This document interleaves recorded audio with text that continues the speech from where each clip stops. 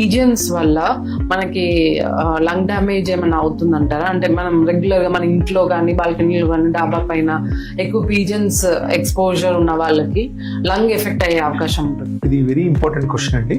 చాలా మంది మనం తెలియకుండానే పీజియన్స్ దగ్గరికి వెళ్ళటం కానీ, పీజియన్స్ రెగ్యులర్ గా ఫీడ్ చేయడం కానీ, ఆర్ పీజియన్స్ కానీ పారాకీట్స్ కానీ ఇంట్లో పెంచుకోవడం కానీ చేస్తూ ఉంటాం.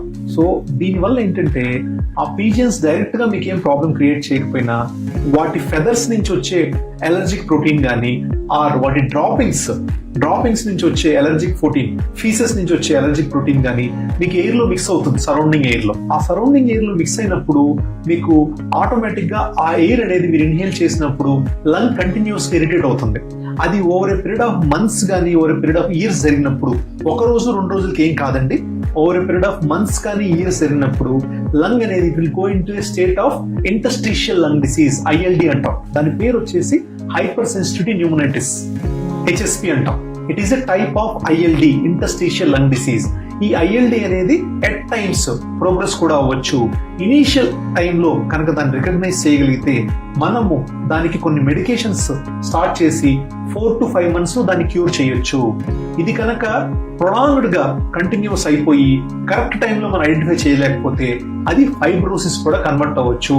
దాన్ని మనం fibrotic lung disease are fibrotic hyper sensitivity pneumonitis అంటాం, ఫైబ్రోటిక్ హెచ్పి అంటాం. దీనికి లిమిటెడ్ ఆప్షన్స్ ఉన్నాయి. ట్రీట్మెంట్ అనేది వెరీ మినిమల్ గా ఉంది.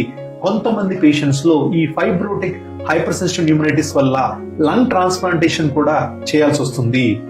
అంటే లంగ్స్ తీసేసి కొత్తవి పెట్టాల్సి వస్తుంది. సో అంత డేంజర్ అయ్యే అవకాశం ఉంటుంది.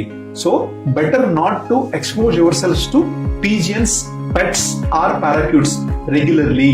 చెప్పినట్టు ఇప్పుడు ఈ ఫైబ్రోసిస్ అవన్నీ ఇమీడియట్ గా వాళ్ళకి ఎఫెక్ట్ కనిపించకపోయినా యాజ్ ఏజ్, ఒక ఏజ్ వచ్చేసరికి వాళ్ళకి కంటిన్యూస్ గా దగ్గడము, తుమ్మడము, ఎలర్జీస్ వస్తుంటాయి. మనమేమో ఏజ్ వల్ల వచ్చింది అనుకుంటాం కానీ బట్ వాళ్ళ బ్యాక్ హిస్టరీ తీస్తే they might have had exposure to pets కానీ ఇట్లాంటి హిస్టరీ ఉండొచ్చు. సో ఇవన్నీ వాళ్ళు కేర్ తీసుకుంటే బెటర్.